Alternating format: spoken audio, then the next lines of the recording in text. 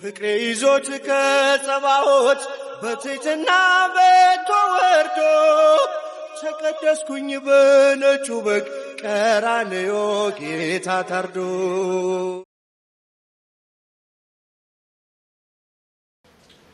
የፈውሱ ነገር ሂደት የሚፈልግ ነው። በነገራችን ላይ በሽታው ጠባዩ እንትን ነው። እስካሁን ድረስ ትቶኛል ማለት አልችልም። ያው ወቅት እየለየ የመረበሽ ነገር አለ። ይህንን ነው ዲያብሎስ መንጫካ ታዋቂ ነው። መልኩን ሊለዋወጥ ይችላል እንጂ ፈተናው ዛሬም ድረስ አለ። ትግሉ ዛሬም ድረስ አለ። በግል ሕይወት ይፈትናል። በሰዎች መካከል ባለው ነገር ይፈትናል። ብዙ አይነት ፈተናዎች አሉ።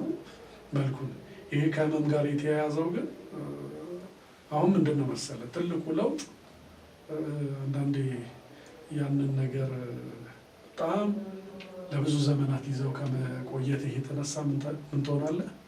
ትለምደዋለህ። ምንም እንትን አይልህ። በፊት እኮ የሆነ ነገር ስሜቱ ገና ሲጀምር ማለት ነው ሊያመኘው ምናምን የሚለው ስትረስ በራሱ የሚፈጥርበት ችግር አለ። አሁን ግን እኔ ሰማይ ዝቅ ምድር ከፍ ቢል ምንም አይነት ነገር አያስደነግጥም። ያንን የምሸከምበት አቅም አለኝ ብዬ ስለማስብና እግዚአብሔር ይመስገን ማለት ባለፉት የተወሰኑ ዓመታት ያንዴ በልጅነት መንፈስ እንደምጨነቅበት ትኩረት ሰጥቼው ምንም እኮ ስራ ትምህርት ምናምን የማይታሰብ ነበር እኮ ምንም። ዛሬ ግን እግዚአብሔር ይመስገን ወጥቼ መግባት እችላለሁ። ስችል አገለግላለሁ፣ ሳልችል ደግሞ እንትን እላለሁ። የምፈልገውን ነገር ብቻ እግዚአብሔር አልከለከለም። እግዚአብሔር የተመሰገነ ይሁን። ብሩኬ አገልግሎት ላይ በተለይ ቅድም ጠቀስ አድርገዋል፣ ለሁሉ በማማከር ታወቃለህ። በተለይ የሰንበት ትምህርት ቤት ወጣቶች አንዳንድ ጊዜ የወጣትነት ዘመን በጣም ከባድ ነው እና መሸሸጊያ የሚፈልጉ ሰዎች አሉ፣ የሚያማክሩት ሰው የሚያጡት ሰዎች አሉ እና በዚህ በደንብ ትታወቃለህ። ይህ አገልግሎት እንዴት ነው ሲሰጫወት ነው? ምናልባት አብትሽዬ እኔ አሁን ቅድም በእኔ ህይወት ውስጥ በተለይ ሰንበት ትምህርት ቤት አካባቢ ስመጣ አለ አይደለ ለገጠሙን ቻሌንጆች ምክንያት የሆኑት አንዳንዴ ምንድነው መሰለህ በዚህ ሰዓት ብዙ ሰዎች የሚያደምጣቸው ሰው አጥተዋል ብዬ አምናለሁ። የኔ ደግሞ ትልቁ ጸጋዬ ሰዎችን ማድመጥ ነው ብዬ አምናለሁ እና ወደ ሰንበት ትምህርት ቤት ህፃናት ክፍል ስመጣ የመጀመሪያ ያደረጉት ነገር ምንድነው? ለህፃናት አስተማሪ ብቻ ሳይሆን አባት መሆን አለብኝ። አባት ሲባል ደግሞ ያኔ ኢኮኖሚካል ምናምን የሆነ ነገር ቢልህ አንድ ሰው ልታደርግለት የምትችለው ነገር የለም፣ ለራስህም የለህም። ግን ደግሞ በተለያየ መንገድ እንድታደምጣቸው ለሚፈልጉ ችግራቸው ሼር እንድታደርጋቸው ለሚፈልጉ ሰዎች ግን ጆሮዬ መዋስ እንዳለብኝ በማመን እንትን ማለት ጀመርኩና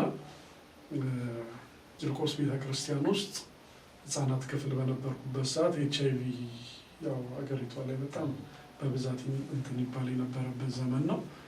በአዲስ አበባ ሀገረ ስብከት ደረጃ ተስፋ ማዕከል ተቋቁሞ በቂርቆስና በኡራኤል ቤተክርስቲያን ደብረ ጽጌ ቅዱስ ኡራኤልና መካነ ሰማዕት ቅዱስ ቂርቆስ የተስፋ ማዕከል ተቋቁሞ እዛ 30 እዚህ 30 ህፃናቶች እርዳታ ይሰጣቸው ነበር እና 5 ካውንስለሮች ሰልጥነን 6 ልጅ ተሰጠ እና በወር 50 ብር ነው ትራንስፖርት የሚሰጠን። 6ቱንም ልጆች ግን ቤት ለቤት ሄደን አመጋገባቸው፣ አበላላቸው፣ ችግሮቻቸውን የማየት ትምህርት ቤት ሄዶ መምህራን የማናገር የሰፈሩላቸው መከታተል ኃላፊነት ተሰጠ። ከዛ በኋላ ያንን ነገር ስለ 50 ብሩ አይደለም ስለምን አይደለም ስናደርገው እየተለማመድኩት ስመጣ እንደ ይሄ ነገር ለምን ሰንበት ትምህርት ቤት አልተጠቀሙበትም በሚል ፈቃደኛ ለሆኑት ብቻ ወጪም ሰው እኔ አሁን አንድን ሰው ለመርዳት መጀመሪያ ሰውየው ችግረኛ ነኝ ብሎ ማመን መቻል አለበት። ችግረኛ ነኝ ብሎ ያላመነን ሰው ልርዳህ ብትለው ስድብ ነው ሊሆን ይችላል። ስለዚህ አጠገብ ያሉትን ሰዎች እንትን ለማለት ለማቅረብ ስሞክር ያው የጾታ የእድሜ የምናምን ልዩነት ሳላደርግ ለማቅረብ ጥረት አደርግ ነበር። በሚገርም ሁኔታ ግን ምንም አይነት የስነ ልቦና ትምህርት ሳይኖረኝ እውቀት ሳይኖረኝ ምናምን በቅንነት ነው ያንን ነገር አደርግ የነበረው እና ከወንዶቹ ይልቅ ሴቶቹ በጣም ለእኔ ቀርብ ነበሩ እና ወንዶቹ ምንም ቻሌንጅ ቢገጥማቸው አንተን ጨምሮ ማለት ነው ያው በወቅቱ ህጻናት የነበራቸው ቻሌንጅ ቢገጥማቸው መጥተው ለእኔ ከመንገርና ሀሳብ ከመጠየቅ ይልቅ በራሳቸው አሸንፈው መውጣትን ነው የሚፈልጉት ወንዶቹ። ሴቶቹ ደግሞ ብቻ እንትን ይበሉህ እንጂ አንዴ ይመኑህ እንጂ ስስ ነው ልባቸው ወደ አንተ ቀርቦ እንትናቸውን ለማለት እና ይመጣሉ። የሚነግሩህ ነገር የተለያየ ነው።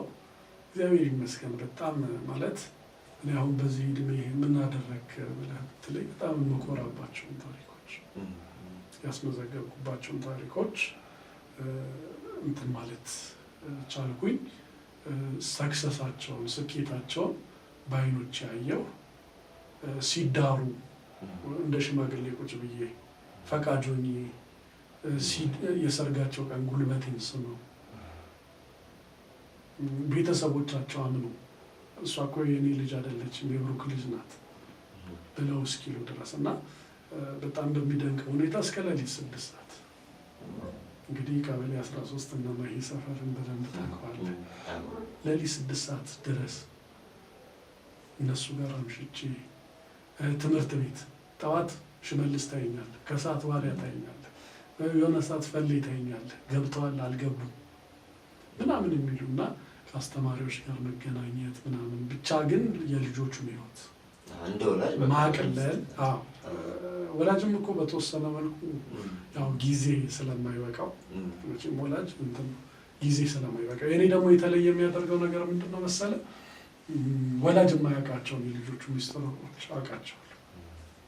እኔን መዋሸት እግዚአብሔርን መዋሸት የሚመስላቸው ልጆች አሉ እና በጣም የሚደንቀኝ ነገር የሆነ ሰዓት ምን አይነት ጠባይ ያመጣው መሰለህ? ለምሳሌ ከልጆቼ መካከል አንዷ ከታመመች ሳምንት ሳልደውልላት ከቆየሁ አሁን ቢያማት በዚህ ሰዓት የህመም ስሜት ይሰማኛል። እኔን ይሰማኛል በጣም እስኪደንቀኝ ድረስ ማለት ነው። እና ልጆቼ እኔን መዋሸት የማይችሉበት ደረጃ ደረሱ። በመሀል የተፈተንከው ፈተና አለ? መቼም እንደዚህ ታማክር ሰው ሁሌም ስሙዝሊ ሆኖ አይሄድለትም እና ከባድ ፈተና አጋጥሞኛል የምትለው አለ? ፈተናዎች ይገጥማሉ። ፈተናዎቹ ግን ምንድነው መሰለህ? እኔ በመጀመሪያ ኦልሬዲ ልጆቹን ሳቀርብ ራሴን ያሳመንኩበት ነገር አለ። ልጆቹንም ደግሞ ማስለምዳቸው ጓደኛዬ ብሩኬ ምናምን እንዲሉ አይደለም፣ አባቴ እንዲሉ። አባት ካሉ እዛ ጋር ያበቃል፣ ሌላ ፈተና ውስጥ ላለመግባት። ግን ትንሽ የእናንተ ባች የነበሩ ምናምን የእድሜ ከኔ ጋር ያው ተቀራራቢ የነበሩት ልጆች እንደተፈተኑ ሰምቻለሁ። የተፈተኑትን መፈተናቸውን ግን የሰማሁት አሁን አይደል። ከሽመልስ ሀብቴ ከትምህርት ቤት ወጥተው እኮ ቂርቆስ መጥተው ብሩክ የለም ብለው ቁጭ ብለው እያለቀሱ እኮ ተደውሎ የምጠራበት ጊዜ ነበረ። ብሩክን ሳናይ ወደ ቤት አንሄድም እያሉ ማለት ነው። እና በጣም ከባድ የሆኑ ነገሮች ይኖራሉ። ግን ምንድነው እኔ በግሌ እንኳን ልጆች በምላቸው ሰዎች ይቆና ሰንበት ትምህርት ቤት አንድ ማህበር ነው ብዬ ስለማስብ በሰንበት ትምህርት ቤት ውስጥ የማውቃቸው ሰዎች እህቶቼ ወንድሞቼ ናቸው ብዬ ውስጤ ስላመነ በተለይ በጾታዊ ጉዳይ ፈተናዎች አልነበሩም። በግል አይምሮ መዘጋጀቱ ስለነበረ ከዛ ውጭ ግን የፍቅርን ጥግ ደግሞ ያየሁባቸው ልጆች አሉ። ለምሳሌ እንደው ማለት በቅርቡ በዚህ ዓመት የዳርኳቸው ልጆች አሉ። ለምሳሌ ኑሐሚን ማህበራዊ ሚዲያ ላይ ብዙ ሰዎች በጣም የተነጋገሩበት ታሪክ ነው። እንደነገርኩ ተስፋ ማዕከል ህመምተኞችን እንረዳ ነበር እና ቀበሌ 13 አካባቢ ላይ አንዲት ባልና ሚስት ናቸው፣ በኤችአይቪ ይሞታሉ እና ራስ ልጅ ጥለው ነው የሞቱት ባልና ሚስቶች በኤችአይቪ እና ጎረቤት ያሉ የ80 ዓመት እናት እቺ ህፃንማ በራችን ላይ ተወልዳ ለማደጓን እንሰጣትም እኛ እናሳድጋለን እኔ ያሳድጋለሁ ሲሉ የገዛ ልጆቻቸው በሽታ ልታመጭብን ነው ወይ እሷን ጣይ ወይ እኛን ምረጫ አይነት ነገር ምርጫ ሲሰጣቸው ህፃኗን መርጠው ልጆቻቸው የተዋቸዋል እንዳሮጊት ነበር። እና እኚህ አሮጊት እድሜያቸው 80 ዓመት ነው። በጣም በጠና ታመው የሚያስታምማቸው ሰው አልነበረም። እኔና ተክሌ እናስታምማቸው ነበር። ቀን እሱ ከኋላ እኔ ማታ እያደርኩ ምናምን ዘውዲቱ አስተኝተን በጣም ሁለታችን ብቻ ነበር እንትን የምንላቸው እና የኑሐሚን እናትና አባት ያው የሰፈሩ አካባቢ ላይ ስለነበሩ ሊጠይቋቸው መጡ። እኛ አናውቃቸው እና ሰው ጠይቋቸው አያውቅም ሴትዮዋ። ከዛ በኋላ እንትን አሉና ጠይቀዋቸው እናንተም እግዚአብሔር ይስጣችሁ እኚህ ሴትዮ በመንከባከባችሁ ምናምን አሉና የምናግዛችሁ ነገር ካለ ምናምን ደውሉልን ብላ ወይዘሮ አለሚቱ ስልክ ሰጠች። ስልክ ስትሰጠን እኛ ደግሞ በዛ ሰዓት ምን ችግር ነበረብን? መድኃኒት እንኳን ሲታዘዝ የሚገዛ እና መድኃኒት ምናምን መግዣ ይቸግረናል ስንል በቃ መድኃኒት ሲታዘዝ እኔ ጋር ደውሉና መታችሁ ብሩ ትወስዳላችሁ ምናምን አለች። እሺ አለን። በስንተኛው ቀን መድኃኒት ሲታዘዝ ከተክሌ ጋር ሆነን ደወልንላት። ስንደውልላት ኖ ቤት አለች እና ቤት ስንሄድ ኑሐሚን የ4 ዓመት ልጅ እና እየዳኸች እንዲህ እናቷ በር ከፍታ ሰላም አለችን። እንዴት ናችሁ ምናምን አለች። ከዛ ወይ ልጅሽ ናት ምናምን ብለን እኔም ተክሌም አቅፈን ሳምናት እና የዛን ቀን ብሩን ተቀብለን ወደ ተክሌ አዳሪ ነበር ወደ ሆስፒታል ሄዳ እኔ ወደ ቤቴ ሄድኩ። ከዛ ማታ ቂርቆስ ግቢ ውስጥ የሆነ መጠለያ መብራት ተበላሽቶ እሱን እያስተካከልኩ ዘነበ ከበር ይጣባል ብሩክ እያለ የዛኑ ቀን አቤት ምናምን ስለው ና ምናምን ምንድን ነው ምናምን ቆይ ስራ ልጨርስ ምናምን ስለው አስቸኳይ ነው ና ይለኝ ምንድን ነው ብዬ ስመጣ ኑሐሚንን 2 ሴቶች አቅፏት ማታ እኮ 3 ሰዓት ከዛ ምንድን ነው ስላቸው እሱን ካላመጣችሁ አልተኛም ብላ ነው እውነት። ከዛ ይሄ ገጠመኛል አይደለ የህፃንነት ነገር ይሆናል ብዬ አቀፍኳት። ከነሱ ተቀብዬ አቀፍኳትና የዛን ቀን ሸኘኋቸው። ሄደች። ሀብትሽ አታምነኝም በተከታታይ ብሩክ ጋር እያለች ማታ ማታ ትራብሻለች። ከዛ ቃል ገባው ለራሱ በቃ ይቺ ልጅ ማታ እነሱ ታቅፈው መድከም የለባቸው እስከወደደችኝ ድረስ ልታተኛ ይገባም ሕፃን ልጅ ናት። ስለዚህ በየጊዜው ይሄዳለሁ ብዬ ያለፉት 20 ዓመታት በየቀኑ ቤቷ እየሄድኩ እያልኳት አባት ሆንኳት። እንግዲህ ዘንድሮ በክብር ኑሐሚንን ድረናታል። እንግዲህ ይሄ በፍቅር አንገል ነው። እንደ ዮርዲ ደግሞ አሉ በትምህርት በምናምን ዮርዳኖስ መሳሳይ የዮርዳኖስን በጣም ድብሉቅ አስተማሪ ነበረች እና መታ ጎበዝ ተማሪ አድርገኛለች። ጎበዝ ተማሪ መሆን እፈልጋለሁ ያለች ነው። 5ኛ ክፍል ነበረች። እንደዛ ስትለኝ ከዛ በፊት አናግራኝ የማታውቅ ልጅ ናት። የኔ ትልቁ ነገር ምንድነው መሰለህ እንደ ቀልድ የተነገረኝንም ነገር አለቀው እና እቺ ልጅ በቃ የሆነ ነገር መፍጠር አለብኝ ምናምን አልኩና የተለያዩ ሰዎችን አነጋግሬ እንዲያስተምራት ለማድረግ ሙከራ አደረኩ። የሚቻል አልነበረም። 10 ሳብጀክት 10 ሰው እንዲያስተምራት ማድረግ ከባድ ነበር። ከዚያ ውጭ ደግሞ በቅርብ ያው የኔን እንትንነት አይቶ በቅርብ በገንዘብ የሚያስጠና ሰው ሊተባበረኝም ፈልጎ ነበር። እሱ ቅዳሜና እሑድ ሲል እሷ ደግሞ ሰንበት ትምህርት ቤት መቅረት አልፈልግም አለች። መጨረሻ ላይ ያገኘውላት አስጠኝ ቤቷ አዳ ሆቴል አካባቢ ነው። የዮርዲ ቤት 22 ቀበሌ ከ22 ቀበሌ አዳ ሆቴል የ13 ዓመት ልጅ ሄዳ አጥንታ ተመልሳ ከ12 ሰዓት እስከ 1 ተኩል አጥንታ ለመመለስ ከባድ። ስለዚህ ለዛ ነገር ራሴን ሳክሪፋይስ ማድረግ እንዳለብኝ ውስጥ ነገርኩት። በየቀኑ ዮርዲን ከቤቷ የምታስተናት ልጅ ቤት ቃልዬ ነበረች የምታስተናት፣ እሷም ልጄ ናት። ቃልዬ ታስተናታለች። ማታ 1 ሰዓት ተኩል ጠብቄ ደግሞ ዮርዲን ቤቷ አደርሳለሁ። እንደዛ እያደረግኩ እንትን አልኩ። በአንድ ጊዜ ነው ውጤቷ የተስተካከለው። በአንድ ጊዜ 8ኛ ክፍል 98 አመጣች። 9ኛ ክፍል 1ኛ ወጣች። 10ኛ ክፍል 4 ነው ያመጣችው። 11ኛ ክፍል ስትገባ አስተኝ ማግኘት በጣም ለኔ ከባድ እና ብል አጣሁ። የተለያዩ ሰዎችን ባናገር ምናምን እና ያ ሁሉ ነገር ሲሆን ግን 5 ሳንቲም አላወጣም ነበር።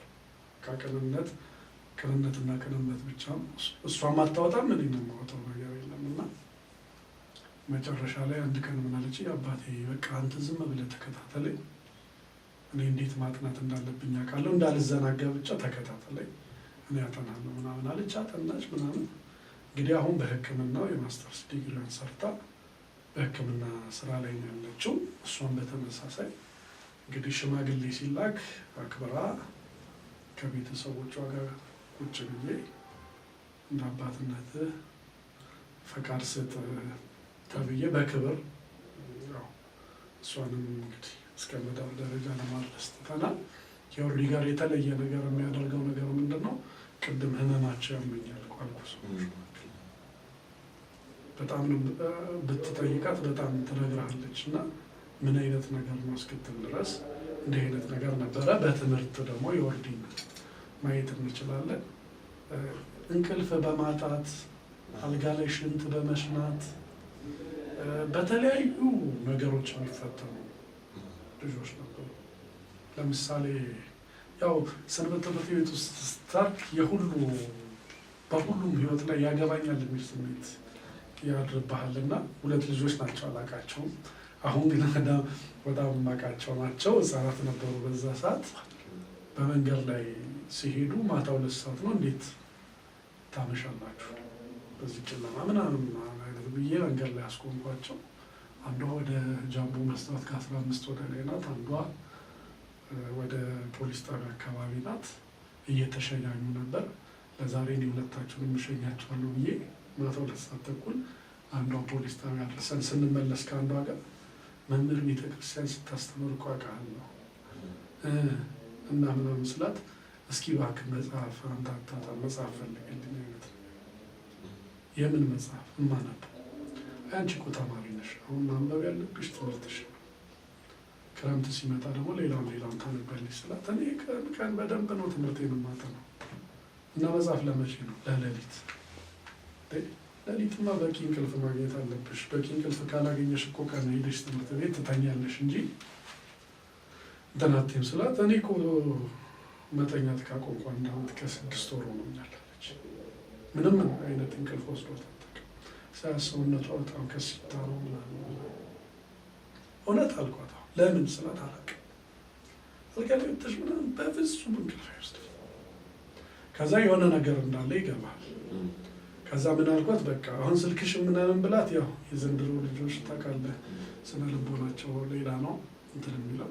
በቃ እሺ ስልኬን ያዥውና በፈለግሽው ሰዓት ደውለሽ መተሽ አናግሪኝ፣ መፍትሄው እኔ ጋር አልኳት።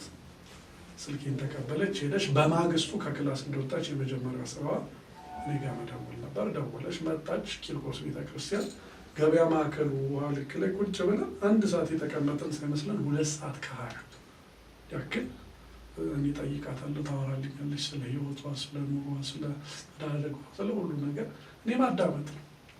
ልክ ሰዓቴን ሳይ 2 ሰዓት ተኩል ይላል። በጣም የሚገርምህ የሀሳብ መበታተን እንዳይ ስልኬን አጥፍቼ ነው አብሬያት የተቀመጡት። ትኩረቴን በሙሉ እሷ ላይ አድርጌ መንገድ ላይ ከሆነ ቁጭ ያለ ውሃ ልክ ላይ ገበያ እና 2 ሰዓት ከ20 መሆኑን ሳይ በቃ መሽቷል አሁን ልሸኝ ስላት፣ እንደ ይህንን ሁሉ አዳምጠ ምንም ሳትለኝ አለች። አይ እኔ ጨርሻለሁ፣ ባይሆን ሌላ ጊዜ አስፈላጊ ከሆነ አንዳንድ ነገር እልሻለሁ አልኳት። ሸኛዋት። በማግስቱ 12 ሰዓት ደወለችልኝ። አባቴ እግዚአብሔር ያክብርልኝ ምናምን አለች። ምን ስላት፣ ማታ ከአንተ እንደተለየው ገብቼ የተኛው ለመጀመሪያ ጊዜ አሁን ነቃለች። ከዛ በኋላ በጣም በሚደንቅ ሁኔታ እስከ ቅርብ ጊዜያት ድረስ እንቅልፌን ቀንስልኝ እያለች ነበር የምትቀልድብኝ ማለት ነው። እና ከዛ በኋላ ጤንነቷ ምናምን እና በጣም የኑሮ ሸክም ከአቅሟ በላይ የሆነ የኑሮ ሸክም ነበረ። አይዞሽ ማለት ጀመርኩ በምችለው ነገር። የነበሩባት የኑሮ ጫናዎች ነበሩ። አንዳንድ ጊዜ ዝም ብለህ ሰምተህም ችግር እንትን ላትል ትችላለህ። የቤት ኪራይ ቸግሮ ቸግሯት ስትመጣ የቤት ኪራይ የምከፍልላት ጊዜ ነበረ። እስከዛ ድረስ የምትሄድበት ሁኔታ፣ ልብስ ቸገረኝ፣ ጫማ ቸገረኝ የምትልበት ሁኔታ ነበር እና በሁሉም ዘርፍ ያጣችውን አባት በሁሉም ዘርፍ ያጣችውን ሰው ለመሆን ጥረት አድርጌ እሷም በዘንድሮ ዓመት እንግዲህ በእግዚአብሔር ቸርነት አግብታለች ማለት ነው። በቤተ ክርስቲያን ስርዓት አግብታለች። እነዚህን የመሳሰሉ ልጆች አሉ። እሺ መምህር ብሩክ መቼም ታሪኮች ተዘርዝረው አያልቁም እና እኔ ራሱ በግሌ የማውቀው ብዙ ከችግር ያወጣቸው እህቶች አሉ፣ ወንድሞችም አሉ። ወደፊት ደግሞ በሰፊው እንመለስበታለን። ወደ ሌላኛው ሳልፈልግ ነፍሳትን ያዳንክበት ደግሞ አለ። በእምነት ዙሪያ በተለይ በሃይማኖት ወይም ባለማመን ላይ ያሉ አካላትን በማስተማር በመምከር ያስጠመካቸዋሉ። እዚህ ላይስ የምትለን ነገር አለ? የገጠመ ፈተና አለ? እንዴትስ ነው እያስኬድ ያለኸው? እሺ ያው እንግዲህ ምንድነው የቤተ ክርስቲያን ዋነኛው አገልግሎት ነፍሳትን ያው ያመኑትን ማጽናት፣ ያላመኑትን ወደ እምነት ማምጣት፣ የመጡትን ደግሞ ማንቃት መሰረታዊው የአገልግሎታችን ግቡና ብዙ ጊዜ እኔ በራሴ የማምንባቸው ነገሮች አሉ። የማምንባቸው ነገሮች ሲባሉ ምንድናቸው? ለምሳሌ ቅድም ከህፃናት ጋር በተያያዘ ህፃናትን ሳስተምር እኔ በጣም የበቃ ወይም ደግሞ ሁሉን ነገር የሚችል ወይም ደግሞ ያለምንም ፈተና ተግዳሮት ወደ ሆነ የህይወት መስመር ወይም ደግሞ አሁን የተስተካከለ ህይወት ላይ አለው ማለት አይደለም እና ምንድነው ከፊት የሚሄድ ሰው እንቅፋት ሊመታ ይችላል። ብልህ ከሆነ ያንን የእንቅፋት ድንጋይ ዞር ቢያደርግ ከኋላ የሚመጣው ያ እንቅፋት አይመታው። ወይ ያንን እንቅፋት ማንሳት አለበት ወይ ደግሞ እዚህ ጋር እንቅፋት አለው ብሎ መናገር አለበት። እኔ እንቅፋት ከመታኝ በኋላ እንቅፋቱን እንዳልመታኝ እንዳይመታኝ ማድረግ አልችልም። ኦልሬዲ ተመትቻለሁ። ሌላውን ከኋላ የሚመጣውን ትውልድ መጠበቅ አለብኝ ከሚል አንጻር ነው እና ከድክመቴ ከተሸነፍኩባቸው ወይም ደግሞ እንትን ካልኩባቸው ነገሮች በመነሳት ነው እንትን የምለው እና በቤተ ክርስቲያን ውስጥ ብዙ የምታቅዳቸው ብዙ የምታስባቸው ነገሮች ይኖሩና እንዳትሰራ ደግሞ ተግዳሮት የሚፈጥሩበት ነገሮች አሉ። እኔ አሁን ወደ መደበኛው አገልግሎት ስመጣ ወይም በቤተ ክርስቲያን ውስጥ ደግሞ መደበኛ አገልጋይ ተብዬ ስመደብ እንግዲህ ቅዱስ ቂርቆስ በራሱ ተመልክቶኝ ነው ብዬ ምክንያቱም በቤተ ክርስቲያን ውስጥ ወደ ቤተ ክርስቲያን መዋቅር ውስጥ ለመግባት ብዙ ተግዳሮቶች ስለነበሩ ተስፋ ቆርጬ ወደ ዓለማዊ መደበኛ ስራዎች ፊቴን ያዞርኩበት ጊዜ ነበር። ዘመነ ኮቪድ መጣ። ቤተ ክርስቲያን ተዘጋች። ቤተ ክርስቲያን በተዘጋችበት ሰዓት እኔ ኮቪድ መጥቶ በሄዱን ነው የማውቀው እንጂ ይሄ ጥንቃቄ ማስክ ማድረግ ምናምን የሚባል ነገር ፈጽሞ ተከስቷል ነበር እና አብይ ጾም ነበር። ቤተክርስቲያን ተዘጋች። ልክ ቤተክርስቲያን ስትዘጋ ውጭ ሆኜ ማልቀስ ምናምን ማለት አልፈለኩም። ቅዳሴው ቀርቶብኛል፣ ኪዳኑ ቀርቶብኛል፣ መንፈሳዊ አገልግሎት ቀርቶብኛል። ያንን ነገር እንዴት ነው ማካካስ ያለብኝ የሚለውን ነገር በማሰብ በዙሪያ ያሉ ሆቴሎችን የማውቃቸውን ሰዎች አስተባብሬ ውስጥ ሆኖ ለሚያገለግሉት አገልጋዮች በአጥር ምግብ ማስገባት ጀመርኩኝ እና እነዚህ ነገሮች በማህበራዊ ሚዲያ እያስተባበርኩ ማድረጋቸው ነገሮች ስለነበሩ በቃ ስራዬ የብዙ ሰዎችን ቀልብ ገዛ። በዛ ምክንያት ይህ ልጅ የት ነው የወደቀው? በቤተ ክርስቲያን ውስጥ ምን አይነት ስራ እየሰራ ነው? መደበኛ ነው አይደለም የሚል ጥያቄ በብዙዎች ዘንድ ተነሳ። በጣም የሚገርመው እኔ በጎ ስራ ስሰራ የነበርኩት የሆነ ነገር አገኛለሁ ብዬ አልነበረም።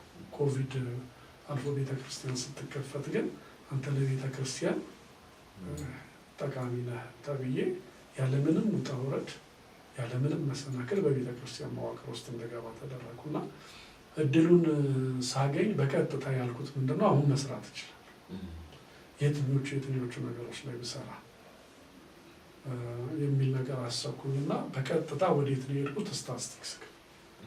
ስታስቲክስ ክፍል በደብራችን ያለው ወንድማችን ዲያቆን መስፍን ጋር ሄድኩኝና ቁጭ ብዬ በእናንተ ስራ ላይ ምንድነው ተግዳሮት ምናምን ስል ብዙ ሰዎች ሊጠሙ ይመጣል እና ሊጠመቁ ይመጣሉ። ግን ያው ዝም ብሎ ሊጠመቅ እፈልጋለሁ ይላሉ። መጠመቅ ነው፣ ሌላ ነገር የለም።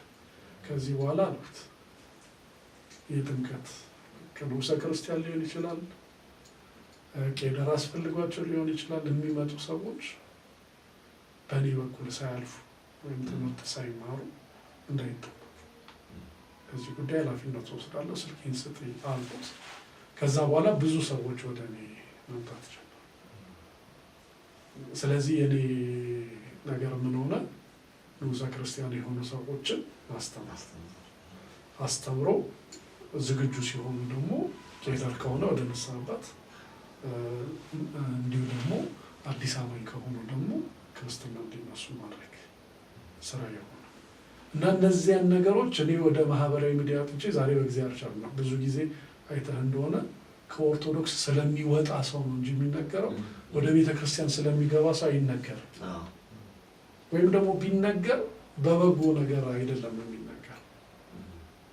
የእኛም ሕዝብ ደግሞ ተጠራጣሪ፣ በተለይ አሁን በታድሶ በምን የተወሰዱ ሰዎች ሲመለሱ ምን አስበው መጡ ምናምን ነው የሚባሉ።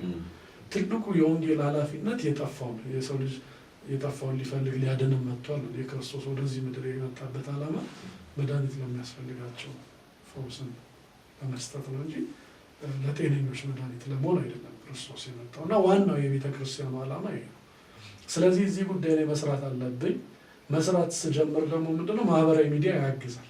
ስለዚህ ማህበራዊ ሚዲያ ላይ ዛሬ በእግዚአብሔር ቸርነት አንድ ወንድማችን ወደ ቤተ ክርስቲያን ተመልሷል ብዬ ስለጥፍ ኢንቦክስ ላይ የሚመጡ ጥያቄዎች መፈጠር ቻሉ።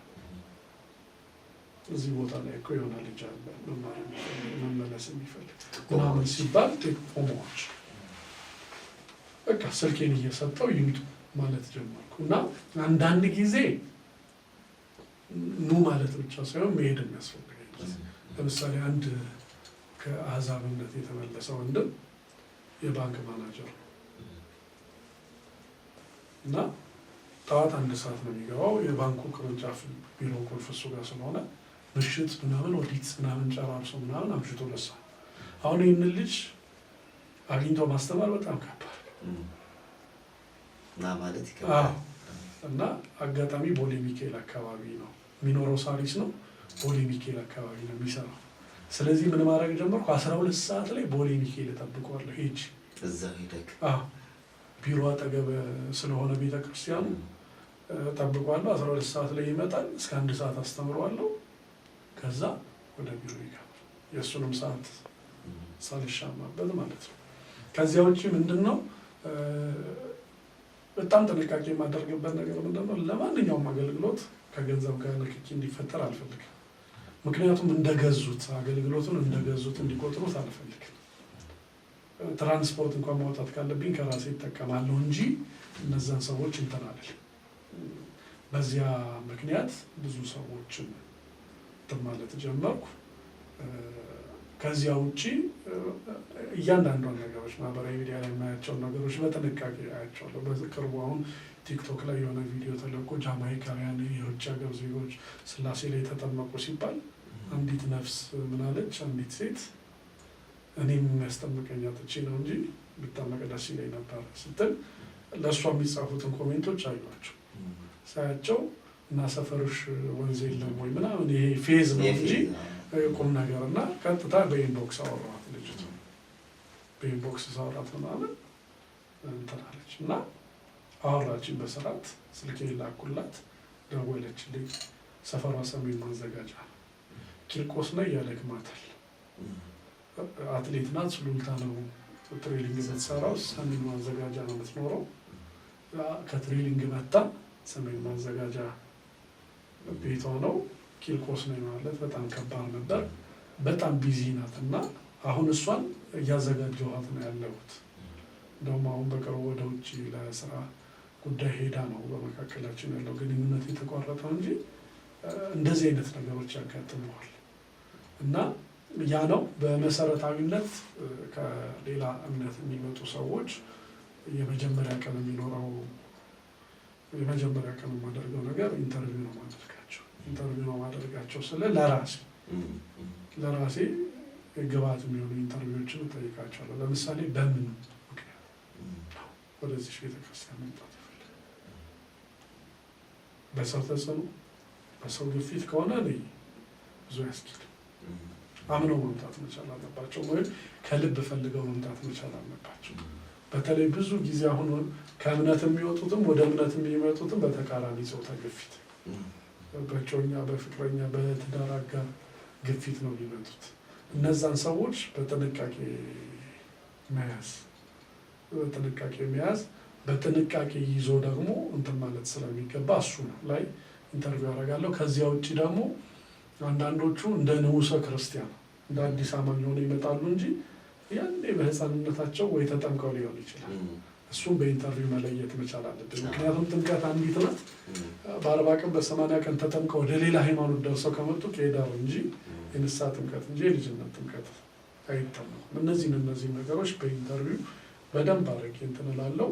የተወሰኑ አንዳንድ ደግሞ ከአቅም በላይ ነው ጉዳዮች ሲገጥሙኝ ደግሞ ምክረ ካህን የሚያስፈልግ ሆነ ወደ ካህን ከካህንም ደግሞ እመርጣለሁ ስልህ እውቀት መሰረት ያደረገ አለ አይደለ? እንትን ለምሳሌ በቅርቡ 1-2 የገጠሙኝ ነገሮች ነበሩ። አንደኛው ምንድን ነው? ልጁ ከህፃንነቱ ጀምሮ ቤተክርስቲያን ይሄዳል፣ ይሳለማል። ህፃን ሆኖ እንደውም ፍልሰታ ምናምን ይቆረዋል እና አጋጣሚ ሆኖ እድሜው አሁን እንደውም አግብቶ ሁሉ ወልዷል። ልጁን ሁሉ ክርስትና አስነሳ እና የሆነ ዘመድ ከ20 ምናምን ዓመት ከ25 ዓመት ምናምን በኋላ አንድ እናት ሊጠይቋቸው መጡ ቤታቸው እና እነሱ ቤት ሲሰነብቱ ለመሆኑ አንተ ልጅ ተጠመቅ እንዴ ብለው ጠየቁት። ምን ማለት ነው ብሎ ሲል ይገርምሃል፣ አንተ የተወለድክ ጊዜ 40 ቀን ሲደርስ አያትህ ሞቱና ጥምቀት በዛ ታለፈ፣ አልተጠመቅም። ከዛ በኋላ ደግሞ እናትህ በጠና ታመመች እና እሷ ስላለፈች የጥምቀት ነገር እንትን አላለም። እንግዲህ ያጎረም ሰው አስታውሶ መቼም አስጠምቀው ከሆነ አላውቅም፣ ማታ ሲመጣ እንጠይቀዋለን ማለት ነው። እሱ ግን በክርስትና ውስጥ ነው ያለው፣ በዚሁ እምነት ውስጥ ነው ያለው ሳይጠመቅ። ከዛ በኋላ ወንድሙ ሲጠየቅ እኔ ፈጽሞ አላስጠመቅኩም። እዚህ ጋር ጣልቃ ልግባና በዚህ መሀል መቼም እግዚአብሔር ያድርገውና ህይወቱ ቢያልፍ ምንድን ነበር የሚኮነው? እንግዲህ እያመነ ነው፣ እያስቀደሰ ነው። እንግዲህ መቼም በቤተ ክርስቲያናችን ራሱን የቻለ ትምህርት አለው። እኛ ፈራጅ ወሳኞች እኛ አይደለም። እቺ ነፍስ ትጸድቃለች፣ እቺ ነፍስ ትኮነናለች ማለት አንችልም። ግን ምንድነው በትክክል ያ ሰው አምኗል ወይ? አንዳንድ ጊዜ የንስሐ እንባ ጥምቀት የምንለው አለ፣ የደም ጥምቀት የምንለው አለ። በተለያየ መንገድ ብቻ እንትን ይላል፣ ይተረጎማል። እሱ ራሱን ችሎ እንትን የሚባልበት የሚፈታበት ነገር አለ እና ይህ ልጅ ክርስትናው ፕራክቲስ እያደረገ ይኖረው እና ይሄ ነገር እንትን ሲባል ልጁ ወዲያው ምን አደረገ? ቤተክርስቲያን ከጓደኞቹ ጋር ይሄዳል። ቢሞት ግን ቤተክርስቲያን ግቢ አይገባ። ከዛ በኋላ ከሰማ በኋላ እና እንጦጦ ኪዳነ ምሕረት ምናምን እየሄዱ ጓደኞቹ አብረው ምናምን በየገዳሙ ሲሄዱ አይገባም ቤተክርስቲያን እና እገሌ ላይ ያለ ሰይጣን እኮ ቤተክርስቲያን አያስገባውም እያሉ ይቀልዱበታል እንጂ ምንድን ነው ችግር ብሎ የጠየቀው ሰው የለም። ልጁ በዚህ ሁሉ ጥያቄ ውስጥ ቆየና መጨረሻ ላይ አንድ ቀን ፍልሰታ ተፈታ። ከጓደኞቹ ጋር ጾም እየገደፉ ምናምን ጨዋታ ተነሳና እሱ እኮ ቤተክርስቲያን አይገባም ምናምን እያሉ ሲያሾፉበት ከመካከል አንድ ዲያቆን ጓደኛቸው አብሯቸው ነበር እና ወደ ጎን ወሰደና ለምንድን ነው እንደምታረገው ችግር አለ ምናምን ብሎ ሲሉ ያው እነሱ ይፈልጉብኛል ምናምን እኔም ስለምፈራ አላወራውም እንጂ እንደዚህ ነው ብሎ ሲለው ለዚህ ማቆይ አንተም ታውቀዋለህ የኔም ጓደኛ አለ መምህር ብሩክ ይባላል እሱ ጋር አገናኘና እሱ መፍትሄ ይሰጣል አለ። መጣ እኔ ጋር እና ጉዳዩን ሲነግረኝ ያው ይሄ ከኔ ያቀበለ አሁን እንደ ንዑሰ ክርስቲያን እንደ አዲስ አማኝ እንትን ይበል ይጠመቅ እንዳንል እየቆረበ እያስቀደሰ ምን እያለ የኖረ ሰው አይ ደግሞ ቄደር ይጠመቅ የነሳ እንዳንል ደግሞ ልጅነት አላገኝ ስለዚህ ምክረ ካህን መጠየቅ ስለነበረብን መጋቤ ሐዲስ ተስፋ ሚካኤል ጋር ወስጄ ከእሳቸው ጋር አገናኘሁት። እንደው ወደ ስጋው ደግሞ ስትቀርብ እንደው እንትን እንዳይልህ ፍርሃቱ፣ ድንጋጤ፣ ኃጢአቴን ሳልናዘዝ እንዳትል ብቻ ብለው ቀለል ያለ ቀኖና ሰጥተውት የጥምቀቱን ስርዓት ፈጽሞ እሱም ተረጋግቶ አሁን በነፃነት እንትን እያለ ወደ ቤተክርስቲያን የመጣበት ሁኔታ አለ እና በተመሳሳይ ዘርፈ ብዙ የሆኑ ነገሮች ያጋጥመዋል። ተመሳሳይ ኬዞች ይገጥመዋል እና እነዚህ ነገሮች ማድረግ ተችሏል ማለት ነው እና ዋናው ግን አሁን የእንትን ምንጭ እየሆነ ያለው የደብሩ ስታትስቲክስ ክፍል በኩል የሚመጡ ሰዎች አሁን ማህበረ ካህናቱም አካባቢ በደንብ እያወቁ ስለሆነ ያንን እንቅስቃሴ ብዙ ሰው ወደ እኔ ይልካል።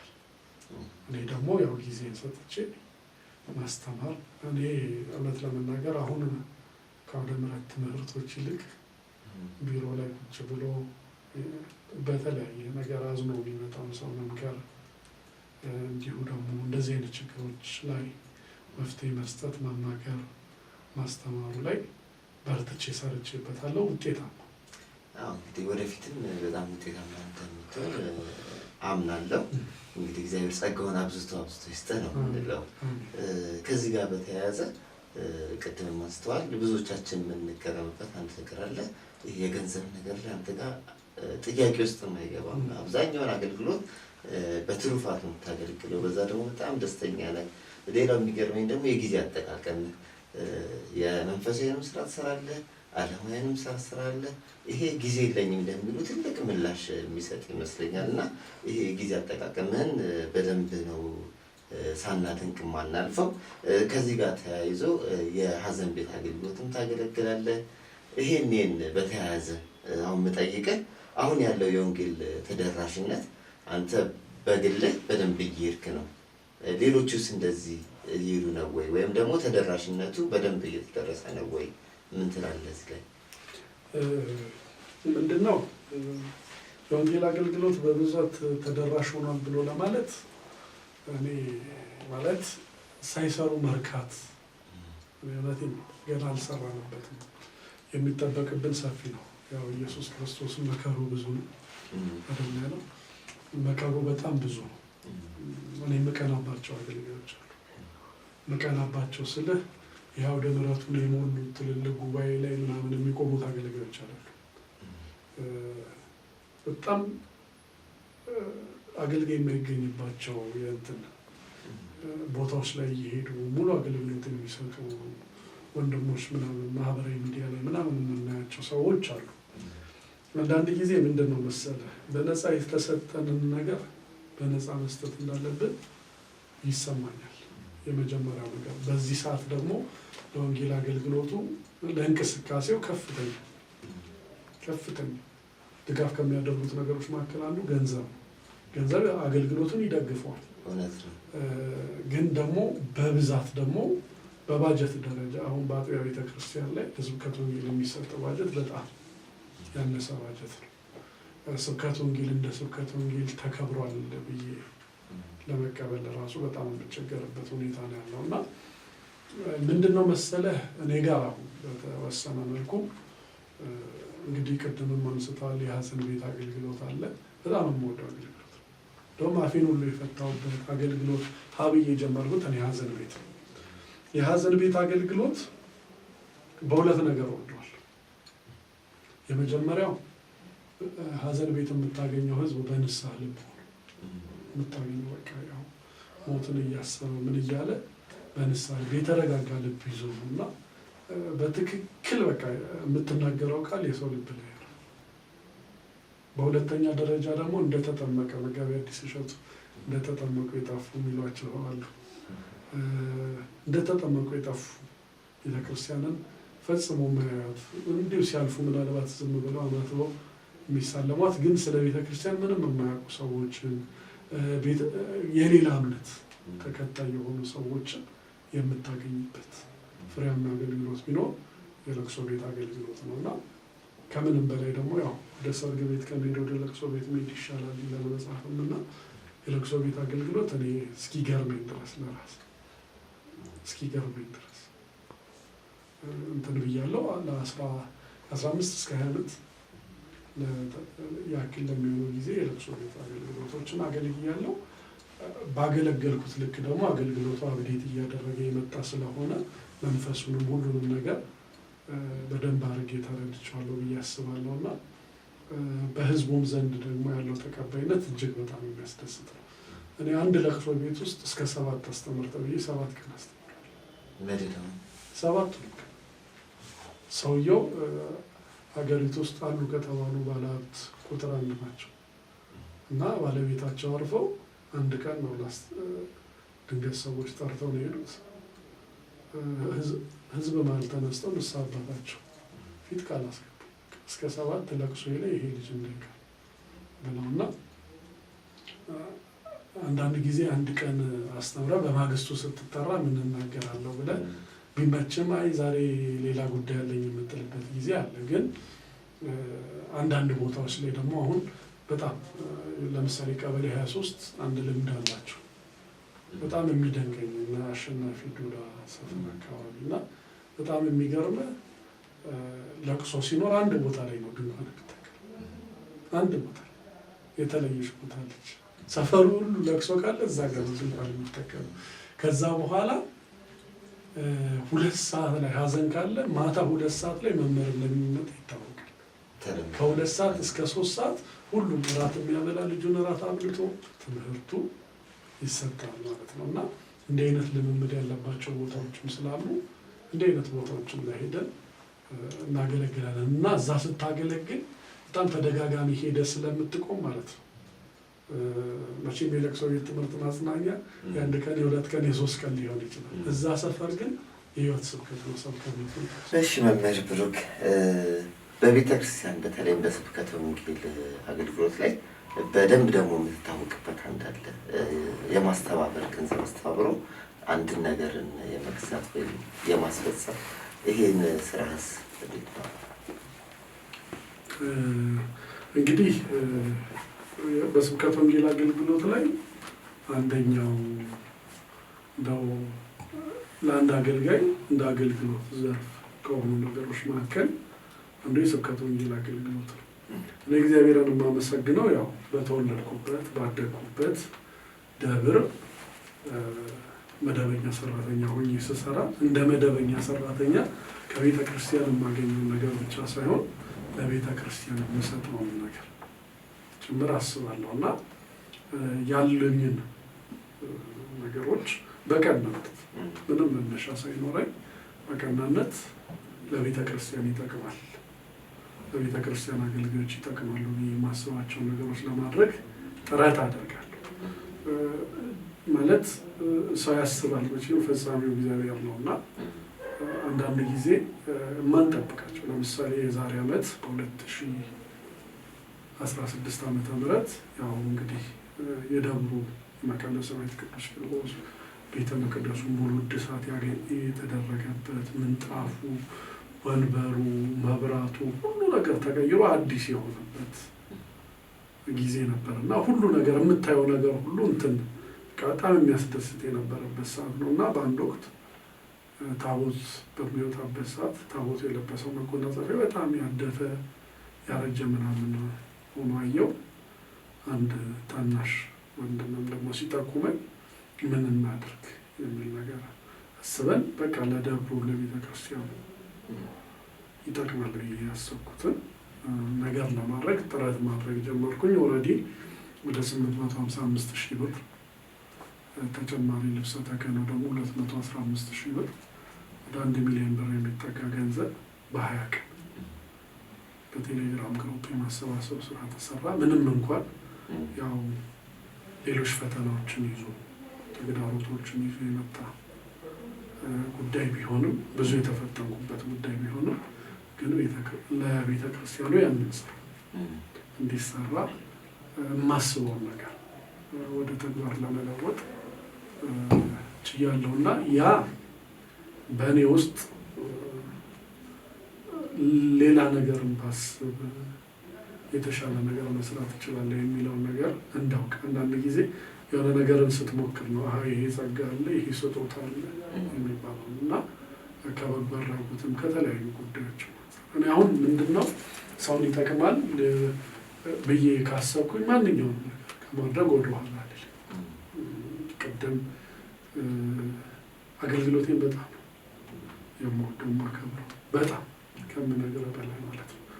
አገልግሎት ከሆነ ደግሞ የትኛው ለምሳሌ አሁን ከመምህር ዘላለም ወንድሙ ጋር አንድ የምገባ ስራ እየሰራ ነው። በሳምንት 280 ሰዎች በቋሚነት የምገባ ስራ በትሩፋት ይሆነኛል ብዬ እየሰራ ነው ያለነው ስራ ነው።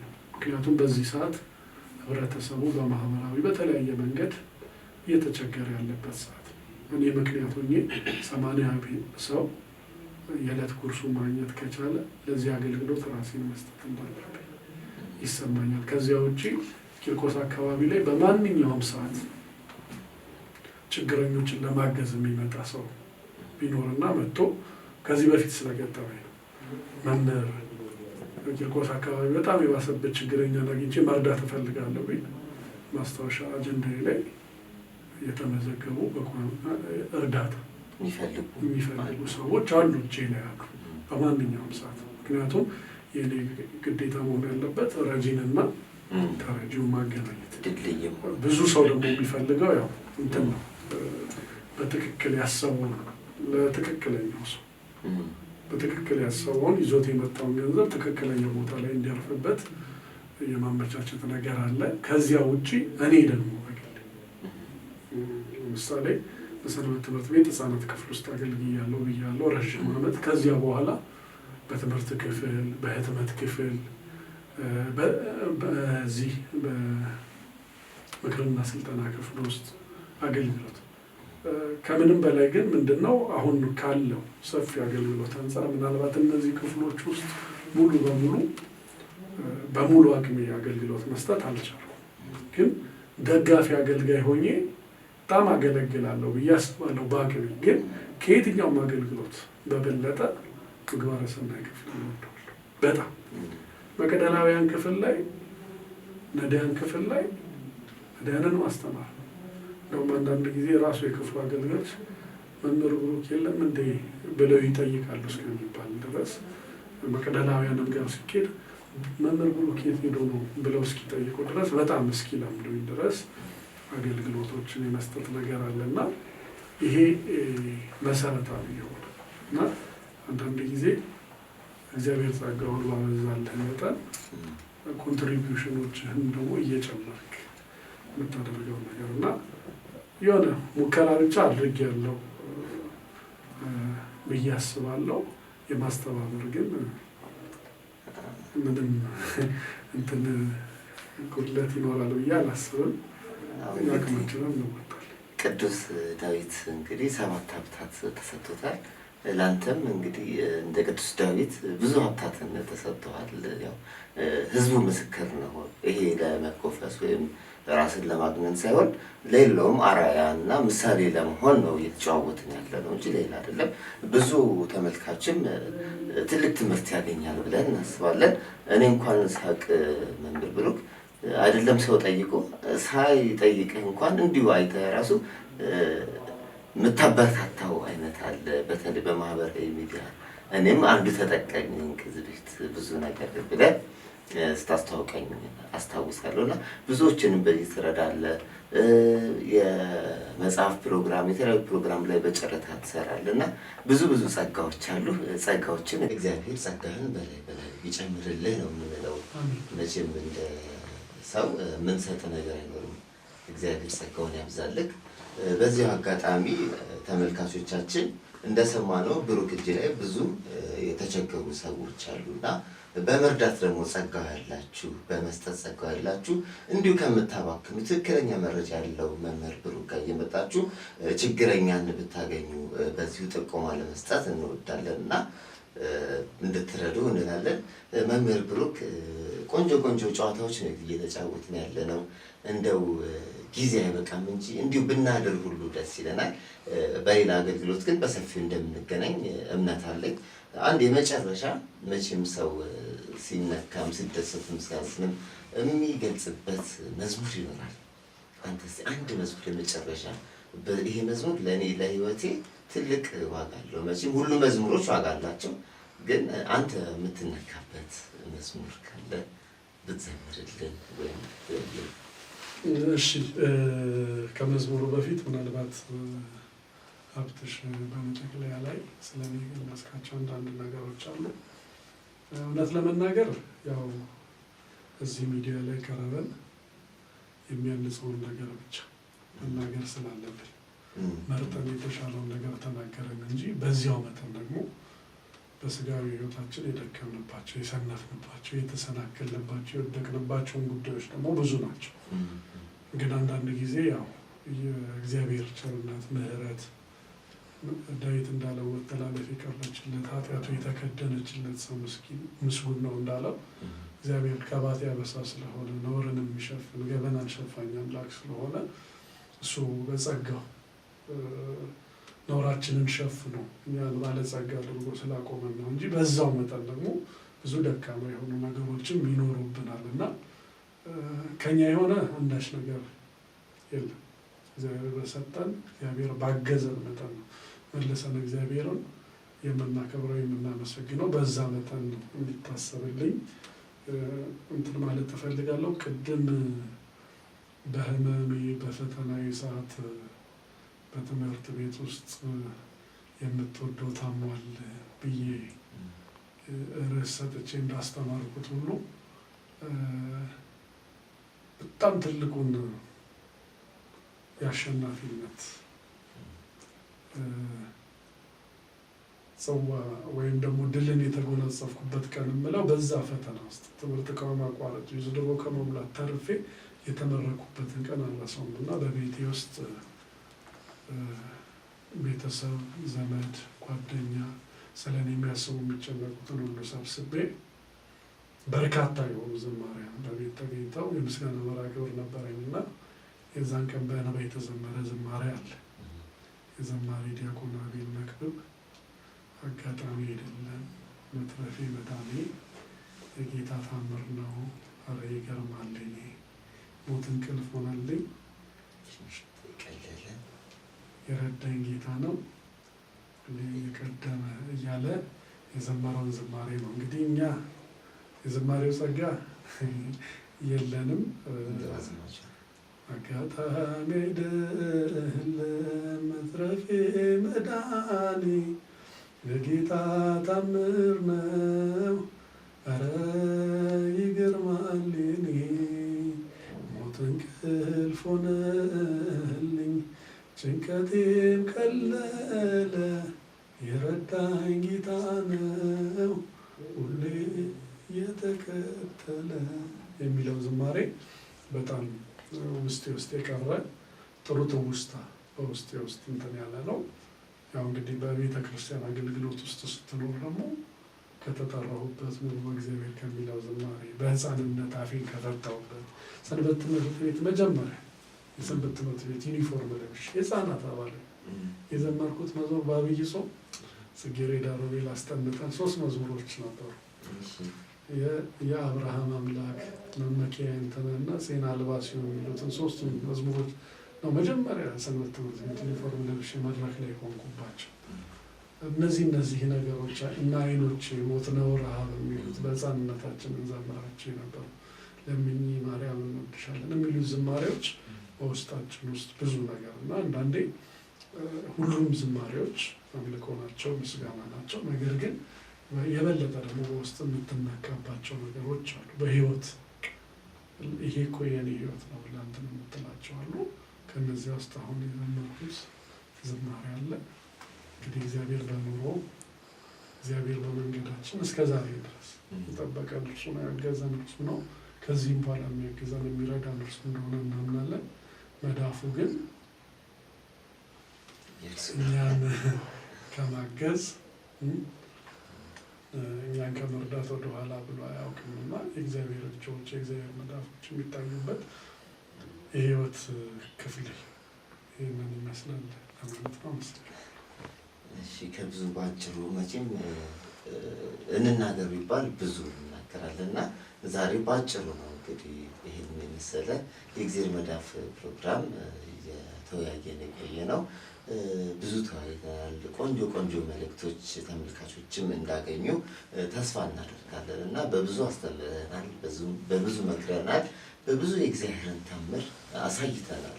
እኔ በግሌ በጣም ብዙ ታምር ነው ያየሁት በዚች በአጭር ደቂቃ የሰማሁት።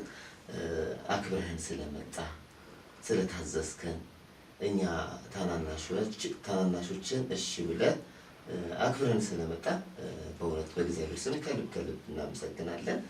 ስለነበረን ቆይታ ሁሉ የእግዚአብሔር ስም የተመሰገነ ይሁን። በመጨረሻም ታስተላልፈው መልእክት ካለ እድሉ ልስጥህና።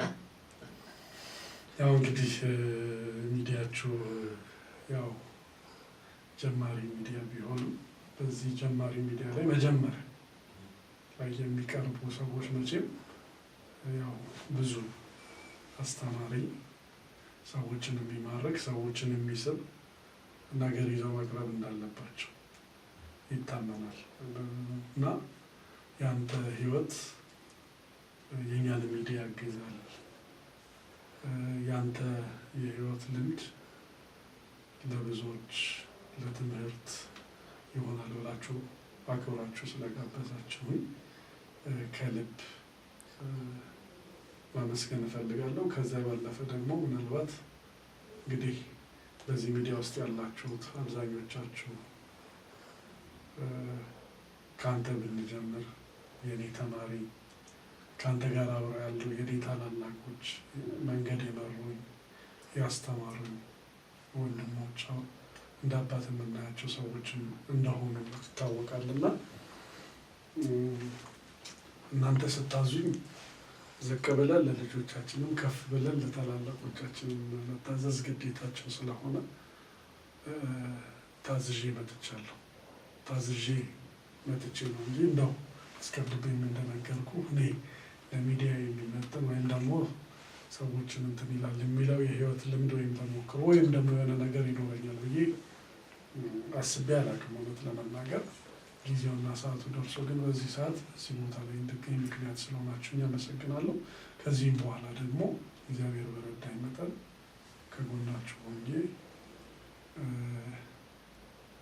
ለማገዝ በዚህ አጋጣሚ ቃል ለመግባት እፈልጋለሁ። አመሰግናለሁ። እግዚአብሔር ያክብርልን። እግዚአብሔር ይስጥልን። አበነ ዮሚ